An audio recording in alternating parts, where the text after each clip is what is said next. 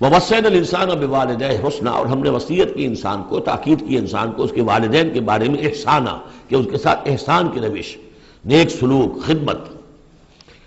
اور اس میں بھی خاص طور پر والدہ کا معاملہ جو ہے یہ سورہ بنی اسرائیل میں بھی ہے اور یہاں بھی ہے.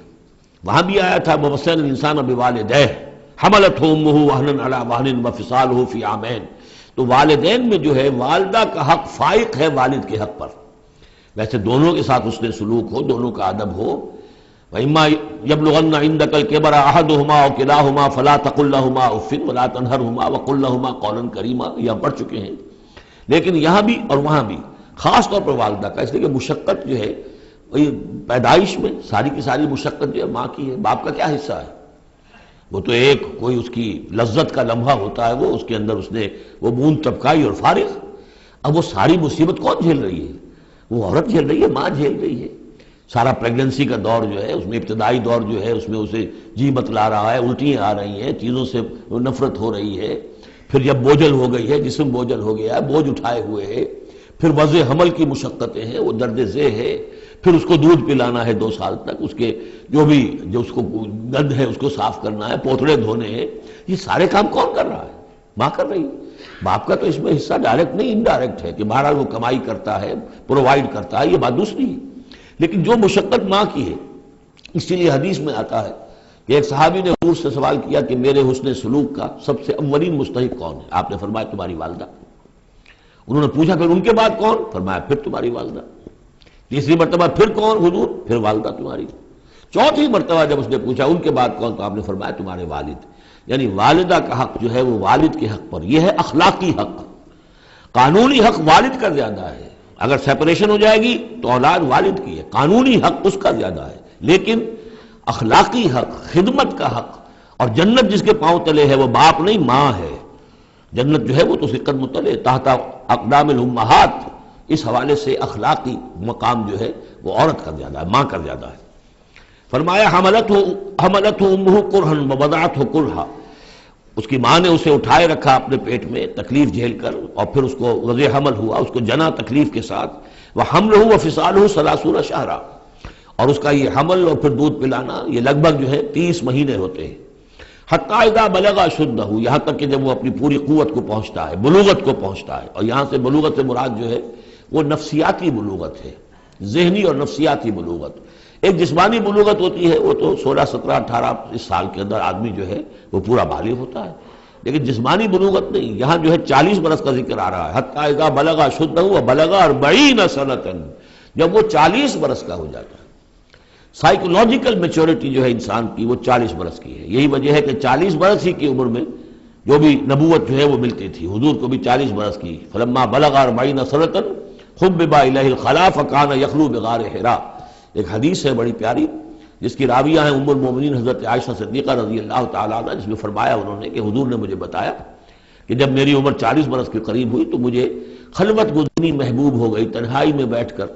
اور پھر آپ جا کر کئی دن کئی راتیں جو ہے غار حرا میں آپ تنہا رہتے تھے، خلوت گزینی. پھر وہیں پر وہی کا آغاز ہوا ہے. تو 40 برس کی عمر، اگرچہ استثناءات ہیں.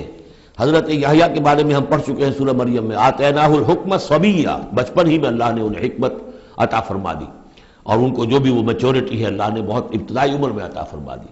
حضرت عیسیٰ کا معاملہ بھی ایسا ہی ہے، لیکن عام قاعدہ و قانون وہی ہے 40 برس کا. حتیٰ اذا بلغ اشدہ وبلغ 40 سنۃ قال رب اوزعنی ان اشکر نعمتک التی انعمت علی وعلی والدی. تو وہ کہتا ہے کہ میرے پروردگار مجھے اس کی میری قسمت یہ بنا دے، یہ میرا نصیب فرما دے، مجھے اس کی توفیق دے کہ میں شکر ادا کر سکوں تیرے انعامات کا جو مجھ پر ہوئے اور میرے والدین پر ہوئے. وان اعمل صالحا ترضاہ، اور یہ کہ میں ایسے عمل کروں اچھے جو تجھے پسند آئیں، جنہیں تو پسند کرے. واصلح لی فی ذریتی، اور پھر یہ کہ میرے لیے میری اولاد کے لیے بھی، اولاد میں بھی میرے لیے بہتری پیدا کر دے. ایک تو یہ ہوتا ہے کہ اصلح لی ذریتی، میری اولاد کو کی اصلاح کر دے، انہیں صالح بنا دے. لیکن یہاں پہ انداز جو ہے ذرا دیکھیے، اصلح لی فی ذریتی، اس لیے کہ اولاد صالح ہوگی تو اس کا فائدہ مجھے بھی پہنچے گا. اس لیے کہ اگر اولاد جو ہے وہ صالح ہے اور نیک ہے تو اس سے یقیناً انسان جو ہے وہ دعائیں کریں گے، استغفار کریں گے، اور ان کے جو اعمال صالحہ ہیں چونکہ باپ نے کوئی تربیت اچھی دی تھی تو ان کے اعمال صالحہ سے بھی اس کے اپنے حساب کے اندر بھی ادراج ہوتا رہے گا نیکیوں کا. تو اصلح لی فی ذریتی، میری ذریت میں، میری نسل میں میرے لیے اصلاح فرما دے، یعنی ان کی اصلاح فرما جس سے کہ خود مجھے بھی فائدہ پہنچے. اسی بالکل یہی مفہوم ہے کہ جو ہم نے سورہ الفرقان میں پڑھا ہے، وَجْعَلْنَا لِلْمُتَّقِينَ إِمَامًا. مراد یہ کہ ہماری اولاد کو متقی بنا، تاکہ ان کی جو ہم از خود ان کے آگے چلنے والے ہیں، ان کے امام ہیں، وہ ہمارے فالوورز ہیں، ہمارے پیچھے چلنے والے ہیں. اور قیامت میں ایسا ہوگا، حشر میں آدمی اٹھیں گے اور ان کے پیچھے ان کی نسلیں چلی آ رہی ہیں، تو ہمارے پیچھے آنے والے ہیں وہ نیک ہوں، متقی ہوں. وَأَصْلِحْ لِي فِي ذُرِّيَّتِي إِنِّي تُبْتُ إِلَيْكَ، میں تیری جناب میں توبہ کرتا ہوں، رجوع کرتا ہوں. وَإِنِّي مِنَ الْمُسْلِمِينَ، اور یقیناً میں تیرے فرما برداروں میں سے ہوں. اولئک الذین نتقبل عنہم احسن ما عملوا، یہ وہ لوگ ہیں جن سے ہم ان کے بہترین اعمال قبول فرمائیں گے. ونتجاوز عن سیئاتہم، اور اگر کوئی خطائیں ہوں گی، کوئی چیز ان کے اندر کمزوری کا پہلو بھی ہوگا، ہم اس سے درگزر فرمائیں گے. فی اصحاب الجنہ، اور پھر یہ اصحاب الجنہ میں ہوں گے، جنت والوں میں شامل ہو جائیں گے. وعد الصدق الذی کانوا یوعدون، یہ سچا وعدہ ہے جس کا کہ ان سے وعدہ کیا جاتا تھا. اب اس کے برعکس سے کردار ہے، یہ تو یہ کہ ایک صالح بیٹا ہے، اور وہ جب اپنی پوری میچورٹی کو پہنچا ہے اور بلوغ کو پہنچا ہے نفسیاتی اور ذہنی اعتبار سے، تو اس کا طرز عمل تو یہ ہے جو آگے ہے. رب اوزعنی ان اشکر نعمتک التی انعمت علی وعلی والدی وان اعمل صالحا ترضاہ واصلح لی فی ذریتی. ایک دوسرا برعکس کردار ہے، والذی قال لوالدیہ اف لکما اتعداننی ان اخرج وقد خلت القرون من قبلی. اور وہ شخص جو اپنے والدین سے کہتا ہے، والدین مسلمان ہے لیکن بیٹا آوارہ ہو گیا ہے یا ذہنی طور پر جو ہے وہ گمراہ ہو گیا ہے، وہ نہ آخرت کو مان رہا ہے نہ اللہ کو مان رہا ہے، کسی اور رخ پہ جا رہا ہے، تو وہ اپنے والدین سے کہتا ہے اف لکما، میں بڑا بیزار ہوں آپ سے، یہ کیا آپ لوگوں نے ڈھکوسلے تراش رکھے ہیں، یہ کیا آخرت واخرت کی آپ مجھے دھمکی دیتے رہتے ہیں. اتعداننی، کیا آپ مجھے اس بات سے ڈراتے ہیں، وعدہ دیتے ہیں، دھمکاتے ہیں، ان اخرجا، کہ مجھے نکالا جائے گا، دوبارہ زندہ کیا جائے گا.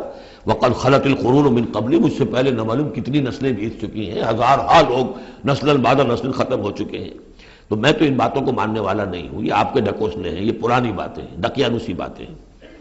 وہما یستغیثان اللہ ویلک آمن، اور وہ دونوں ماں باپ جو ہے بیچارے وہ نیک، وہ دعائی دے رہے ہیں اللہ کی کہ اللہ کے بندے، ویلک، تباہی ہو تیری، خرابی ہو تیری، آمن، ایمان لا، مان ان باتوں کو. ان وعد اللہ حق، یقیناً اللہ کا وعدہ سچا ہے. فیقول ما ھذا الا اساطیر الاولین، وہ کہتا ہے نہیں نہیں نہیں، میں نہیں مانتا، نہیں یہ تو نقلیں ہیں، پرانی کہانیاں ہیں جو پچھلوں سے نقل ہوتی چلی آ رہی ہیں. اولئک الذین حق علیہم القول، یہ وہ لوگ ہیں کہ جن پر اللہ کی بات سچی ہو گئی، یعنی مستحق ہو گئے اللہ کے کلمہ عذاب کے. فی امم قد خلت من قبلہم، اور انہی قوموں کے اندر وہ بھی پھر شامل کر دیے جائیں گے جو ان سے پہلے گزر چکی ہیں، من الجن والانس، جنات میں سے بھی اور انسانوں میں سے بھی. انہم کانوا خاسرین، یقیناً وہی لوگ ہیں خسارے والے، برباد ہونے والے.